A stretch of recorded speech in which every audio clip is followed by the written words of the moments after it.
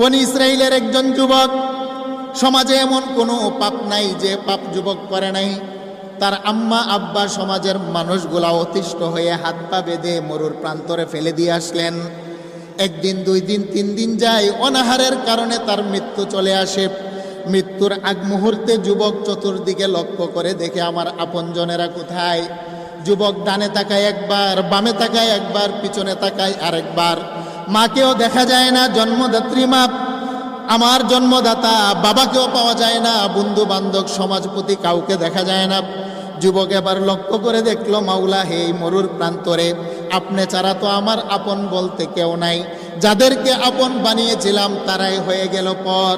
আর এতদিন যাবৎ আপনাকে পর বানিয়েছিলাম, বুঝে দেখলাম এই মুহূর্তে আপনি আমার আপন। আল্লাহু আকবার। যুবক এবার মনে মনে তওবা করতে লাগলো। যুবক এবার বলে, মাওলা 40 বছরের জীবনে এমন কোনো পাপ নাই যে পাপ করি নাই। আমার পাপের কারণে সমাজের মানুষ হাত পা বেঁধে আমাকে পাহাড়ের পাদদেশে ফেলে গেল। হেরে মাওলা, রুহটা আমার নাকের ডগায়, জানি আমার মরণ হবে, কিন্তু এই মুহূর্তে তোমার কাছে আমি ওয়াদাবদ্ধ হলাম। আমি লক্ষ্য করে দেখলাম তুমি ছাড়া আমার আপন কেউ নাই। যদি তুমি আমাকে মাফ করে দাও, আর কোনোদিন তোমার সাথে আমি কোনোদিন নাফরমানি করব না। আল্লাহু আকবার। যুবক তওবা করলো, খাঁটি তওবা, এটাকে বলা হয় তওবায়ে নাসুহা। আল্লাহ এই কথাটা বললেন, তওবাতান নাসুহা, একাগ্র চিত্তে তোমরা তওবা করো, আমি আল্লাহ মাফ করে দেই। যুবক তওবা করার সাথে সাথে মালাকুল মউত এসে তার রূহটা নিয়ে গেল। 1 দিন যায়, 2 দিন যায়, 3 দিন যায়, যুবকের লাশটা পড়ে আছে। সমাজের কেউ তাকে গোসল করায় না, কাপনও পরায় না, দাফন দেয় না, জানাজার নামাজ পড়ানোর জন্য কেউ আসে না। হাদিস কানা বুখারী। আল্লাহ নবী বলেন, আমার আল্লাহ মুসা পয়গম্বরকে ডেকে বললেন, মুসা, আমার একটা গোলাম ওই যে দেখো পাহাড়ের পাদদেশে পড়ে আছে, তার শরীরের মধ্যে কীরা পোকা ধরেছে, সমাজের কেউ তো তার জানাজার নামাজের জন্য আসে না। হেরে মুসা, নিজ হাতে কূপ থেকে পানি উঠাইয়া গোসল দিবা। হেরে মুসা, নিজের জুব্বা দিয়া তাকে কাপনের কাপন পড়াইবা। হেরে মুসা, নিজে ইমাম হয়ে জানাজার নামাজের ইমামতি করবা। হেরে মুসা, নিজে কবর খনন করে কবরের ভিতরে তাকে দাফন করবা। হে মুসা, জানাজার নামাজ পড়ানোর আগে একটা ঘোষণা দিবা, বনি ইসরাইলের মধ্যে যত মানুষ আমার এই গোলামের জানাজার নামাজে উপস্থিত হবে, সমস্ত মানুষের গুনাহ খাতা আমি আল্লাহ মাফ করে দেব। আল্লাহু আকবার। আমার আল্লাহ এই কথাটাই বললেন, ইয়া আইয়ুহাল্লাযীনা আমানু তুবু ইলাল্লাহি তাওবাতান নাসুহা। হেরে বান্দা, যদি তুমি কলিজা থেকে, অন্তর থেকে তওবা করতে পারো, আমি আল্লাহ তোমার গুনার দিকে তাকাই না, আমি আল্লাহর রহমতের দফতরের দিকে তাকিয়ে একটা মুহূর্ত তোমাকে ক্ষমা করতে বিলম্ব করি না। সুবহানাল্লাহ।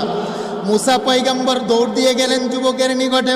গিয়ে দেখেন যুবকের দেহের ভিতরে কীরা পড়ে আছে, যুবকের হাত পা বাঁধা। মুসা পয়গম্বর নিজে কূপ থেকে পানি উঠিয়ে যুবককে গোসল করাইলেন।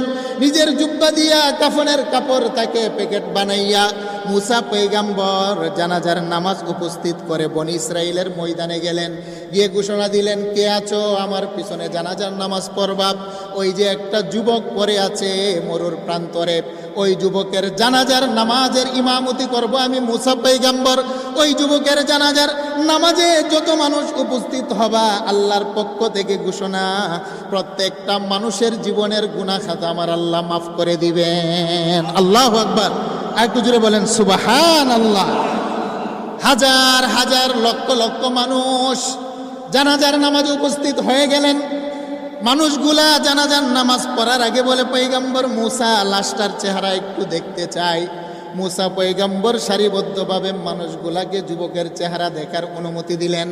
সমস্ত মানুষগুলা যুবকের চেহারা দেখে আশ্চর্যান্বিত হয়ে যায়। তারা বলেন, মুসা, এ তো আমার ভাই অপরাধী, তাকে তো আমরাই ফেলে দিয়ে গেছি।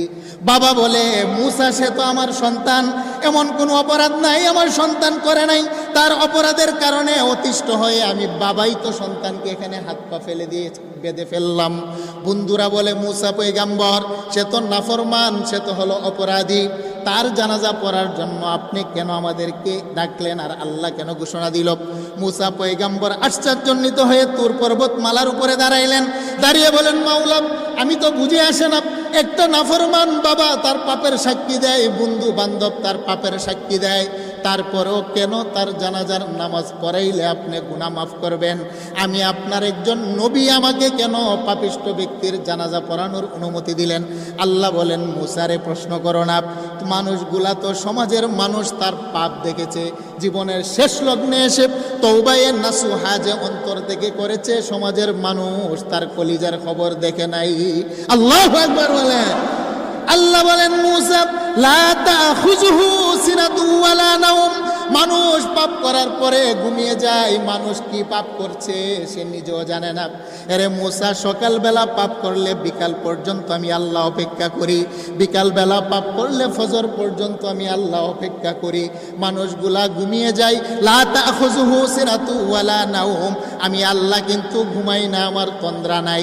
বান্দা কখন এসে আমার দরবারে নক করে, সেই জন্য তওবার দরজা খোলা রেখে আমি আল্লাহ জাগ্রত থাকি। আল্লাহু আকবার। তুবু ইলাল্লাহি তাওবাতান নাসুহা। হে মুসা, তার মা বাবা আত্মীয় স্বজন হাত পা বেঁধে যখন মরর প্রান্তরে ফেলে দিয়ে গেল, যুবক এদিক সেদিক তাকিয়ে দেখে তার আপনজন কেউ নাই। জীবনের শেষ মুহূর্তে আমি আল্লাহর সাথে ওয়াদাবদ্ধ হলো আর কোনোদিন গুনাহ করবে না। এই বিষয়টার, এই সময়টার জন্য আমি আল্লাহ অপেক্ষা ছিলাম। আমার বান্দা তওবায়ে নাসুহা করতে দেরি, আমি আল্লাহ 40 বছরের গুনাহ খাতা মাফ করতে একটা সেকেন্ডও দেরি করি নাই। সুবহানাল্লাহ। হে মুসা, তুমি বলো না, যার গুনাহ মাফ হয়ে যায় তাকে কি পাপী বলবা নাকি আল্লাহর বন্ধু বলবা? কারণ যার দেহের ভিতরে গুনাহ নাই সে হলো আল্লাহর ওলি, সে হলো আল্লাহর বন্ধু। আল্লাহ বলেন, মুসা, তার জীবনের 40 বছরের গুনাহ যখন আমি আল্লাহ ক্ষমা করে দিলাম, তার তো হাত পা বাঁধা ছিল, একটা গুনাহ করার মতো সাহস আর সুযোগ সে পায় নাই।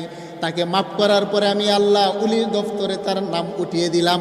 তুমি বলো, যারা উলি হয় তারা হয় আমি আল্লাহর বন্ধু, আর বন্ধুর জানাজার নামাজে যারা উপস্থিত হবে আমি আল্লাহ মেহমানদারি করব তাদের গুনাহ খাতা মাফ করে দিয়ে।